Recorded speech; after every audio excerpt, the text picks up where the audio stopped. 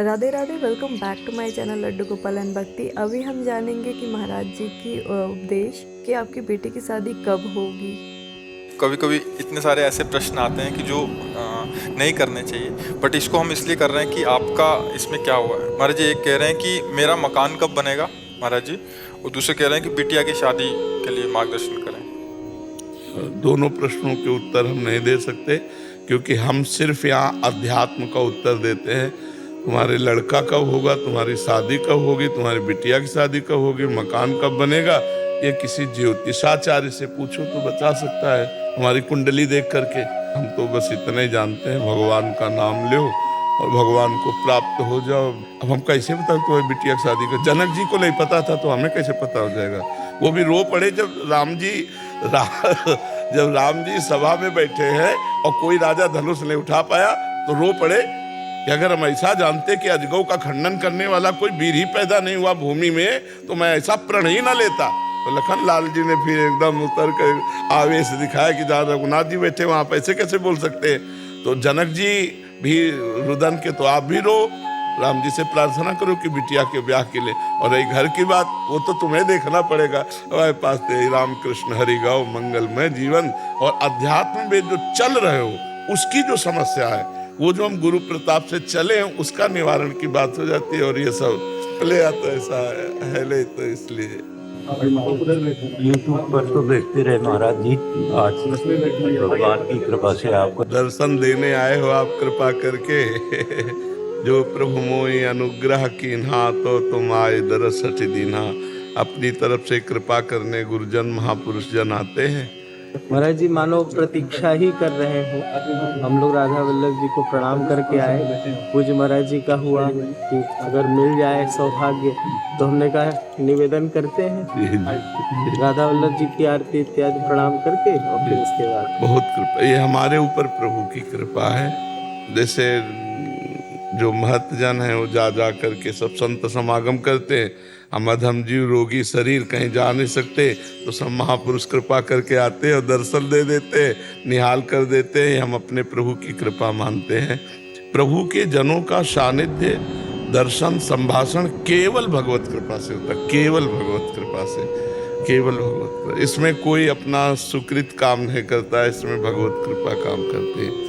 तो बहुत हमें जब संत दर्शन होते हैं ना तो ऐसा लगता है प्रभु हमें प्यार कर रहे हैं, प्रभु हमें दुलार कर रहे हैं, क्योंकि संतों का सानिध्य केवल कृपा से प्राप्त होता है। नहीं तो संत निस्वार्थ और भगवत स्वरूप में रमण करने वाले वो काहे किसी के पास जाएंगे? वो तो केवल भगवत प्रेरित जाएंगे और कोई उपाय। वो जब कृपा करना होता है तब वो जाते हैं, कृपा करना होता है तब जाते हैं। सरकार स्वामी अभिराम दास जी के परिकर हैं सरकार, वहाँ केदारनाथ में थोड़ी सेवा होती है। प्रिया जी सहारनपुर से। राधे राधे राधे महाराज जी। महाराज जी मेरा प्रश्न है कि मैं कभी कभी भगवान से बहुत ज़्यादा अटैच हो जाती हूँ और इतना हो जाती हूँ कि रात को सोते समय मैं ध्यान करती हूँ तो बहुत भावुक हो जाती हूँ। पूजा करते समय, ध्यान करते समय आंसू आते हैं। कभी कभी ऐसा होता है कि बहुत अलगपन महसूस होता है कि मैं पूजा जरूर करती हूँ बट वो एक तालमेल बैठता नहीं है। महाराज जी ऐसा क्यों होता है? 3 गुणों का हृदय में प्रभाव पड़ता रहता है। जब सत्वगुण आएगा तो खूब मन भगवान में लगेगा, जब रजोगुण आएगा तो भोगों का चिंतन होने लगेगा, जब तमोगुण आएगा तो प्रमाद स्थिति आ जाएगी। जो गुणातीत भगवान से जुड़ना है, गुणातीत स्थिति में तीनों गुणों से अतीत भगवान का स्वरूप है। जो हम तीनों गुणों पर विजय प्राप्त कर लिए, हम कृष्ण कृष्ण हरि हरि राधा राधा इतना जप रहे कि रजोगुण आया चला गया, उसका कोई प्रभाव नहीं पड़ा, तमोगुण आया उसका कोई प्रभाव नहीं पड़ा। नाम भगवान की कृपा से तीनों गुणों को समान भाव से हमने भजन करते हुए व्यतीत किया तो हम त्रिगुणातीत स्थिति को प्राप्त हो जाएंगे। ये नाम ही हमें त्रिगुणातीत स्थिति में।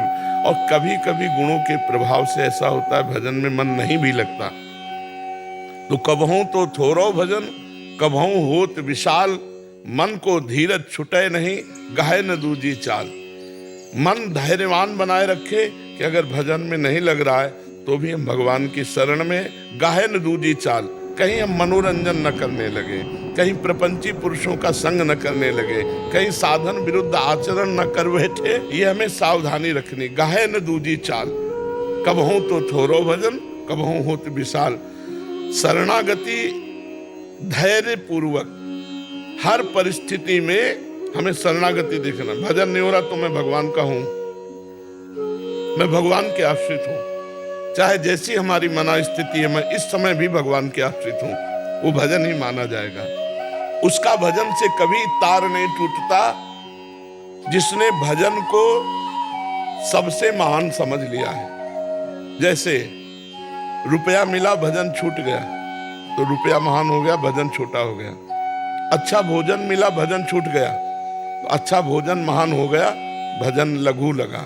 जब त्रिभुवन की राजलक्ष्मी देने पर आधे पल के लिए भी भगवान का विस्मरण ना हो, वो महाभागवत है, वो भगवान का निज जन है। तो हम खूब नाम दे। हमने संतों के मुख से सुना, शास्त्र और स्वयं हृदय की बात, जिसने नाम को पकड़ लिया वो पार हो गया, जो चाहेगा वो प्राप्त हो जाएगा। और जो नाम जप नहीं हो रहा तो हमें अन्य साधनों पे विश्वास नहीं है, माया कब चौपट कर दे हमारी साधना। अब जैसे 50 वर्ष ब्रह्मचर्य रहा और 5 मिनट व्यभिचार कर लिया तो 50 वर्ष में पोछा लग गया। लेकिन 50 बार राम राम कहा और उसे गलती हो गई तो गलती का उसे दंड मिलेगा, लेकिन उसके 50 बार राम नाम में कोई फर्क नहीं पड़ेगा। वो ज्यों का त्यों जब भजन शुरू होगा तो 51 से शुरू होगा, 49 से नहीं। इसलिए नाम जब सर्वोपरि है। जिसने नाम में श्रद्धा कर ली, इससे ज्यादा क्या हो सकता है। सुमिर पवन सुत पावन नामू, अपने बस करी राखे रामू। सोचो अजित भगवान को जीत लिया, सर्वतंत्र स्वतंत्र भगवान अधीन हो गए नाम के।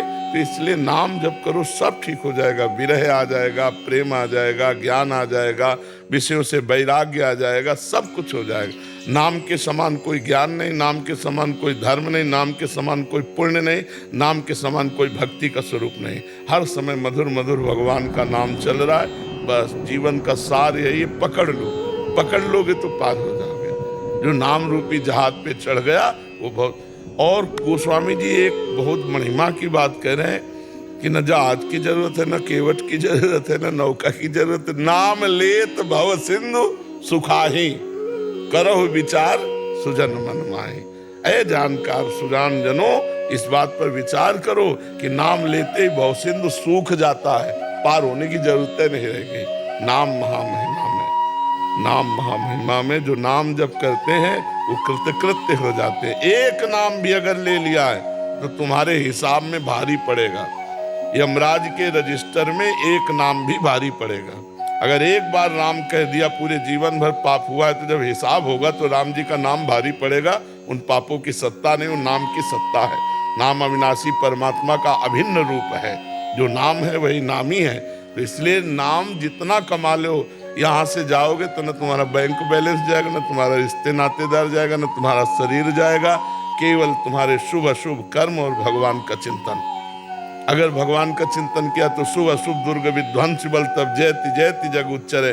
शुभ अशुभ दोनों का विनाश करके नाम तुम्हारी जय करा देगा, भगवान की प्राप्ति करा देगा।